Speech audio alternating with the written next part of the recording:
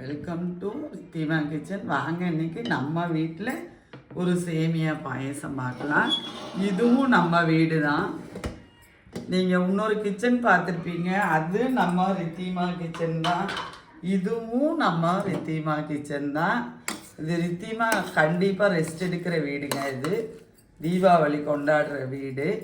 பாருங்கள், நான் நம்ம வீட்டுக்கு தேவையான அளவு ஒரு ஒரு 3 லிட்டரு பாயசம் ஆகிற போல் நான் சேமியாவும் ஜவ்வரிசியும் வேக வச்சு வச்சுருக்கேன். சேமியா வறுத்துட்டு தான் வேக வச்சு வச்சுருக்கேன். இந்த பக்கம் பால் ஃபுல் க்ரீமோடு காய வச்சுட்டேன். இந்த பாலை நான் அதில் ஊற்றிட போகிறேன். பாருங்கள், ஃபுல் க்ரீமாக இருக்கிற பாலை நான் அதில் ஊற்றிட போகிறேன்.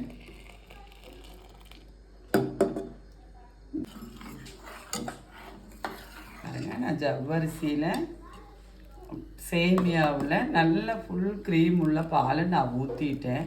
அதனால் நம்ம இதில் வேறு பாலை நல்ல க்ரீமியாக காய்ச்சிடணும். காய்ச்சிட்டோம்னா நமக்கு பாயசம் இவ்வளோ கெட்டியாக இருக்குங்க. இவ்வளோ கெட்டி வரும். நம்ம வேறு எதுவுமே இந்த பாயசத்துக்கு நம்ம கலக்க வேண்டிய தேவையில்லை. பாயசத்துக்கு தேவையுள்ள சுகர் போட்டுக்கிறோம். இதெல்லாம் எனக்கு இப்படியே அளவு தெரியும். பாயசம் நிறையா இருக்குது.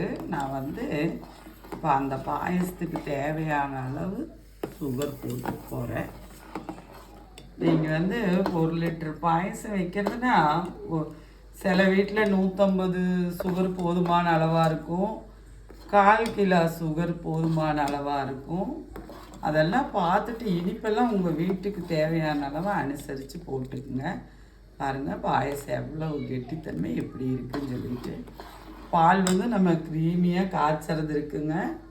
அதுபோல் சேமியா வறுக்கிறது இருக்குது, டேஸ்ட்டை கொடுக்கும். நான் இன்னொரு நாளைக்கு வறுக்கிறதையும் நான் காட்டுறேன். ஈஸியான வேலைங்க சேமியா பாயசம். குழந்தைகிட்ட கொடுத்திங்கன்னா கூட பாலை காய்ச்சி ஜவ்வரிசியும் சேமியாவும் வேக வச்சு போட்டு வேகமாக செஞ்சிடலாம் அந்த பாயசம்.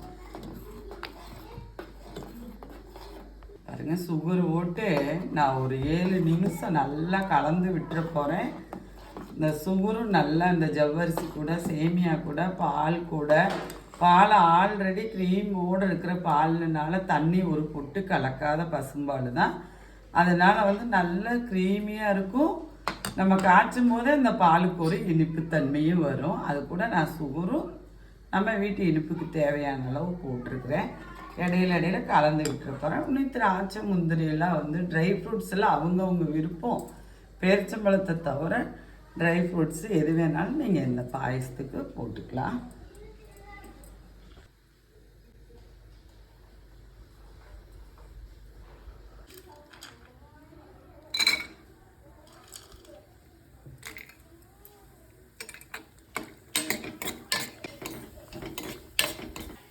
எல்லாம் மேக்ஸிமம் எல்லாத்து வீட்லேயும் இப்போலாம் நம்ம நிறைய விதமாக பாயசம் வைக்கிறோங்க. மேக்ஸிமம் நம்ம வீட்டுக்கெல்லாம் ஒரு கெஸ்ட்டு வர்ற மாதிரி இருந்தால் சீக்கிரமாக வைக்கிறது இந்த சேமியா பாயசம், கோதுமை பாயசம், பாசிப்பயிர் பாயசம்.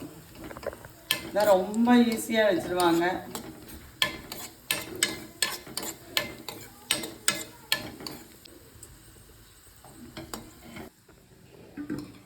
பாருங்க, பாயசம் சர்க்கரையும் போட்டு நல்லா சர்க்கரை போட்டோன்னே இறக்கக்கூடாதுங்க. சர்க்கரை போட்டு ஒரு 10 நிமிஷம் பாயசம் அதெல்லாம் விட்டாவே இந்த பாலோட இதோட ஒன்றா வரணும்.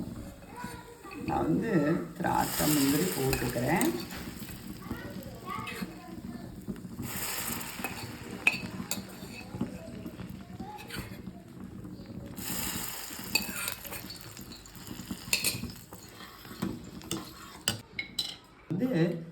ஏலக்காயை கொஞ்சம் சுகரோட ஒரு 15, நம்ம வீட்டுக்கு எவ்வளோ தேவையாகுமோ எப்படி யூஸ் பண்ணுறவங்க நிறையாவே இது பொடிச்சு வச்சுக்கலாங்க.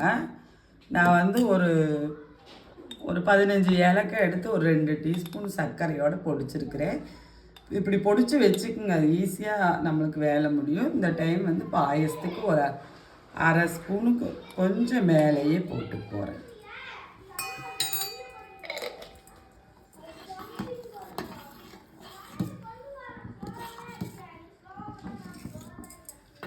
எப்போவுமே பாயசம் வச்சா நம்ம வீட்ல எல்லாம் கண்டிப்பாக வடை வேணுங்க.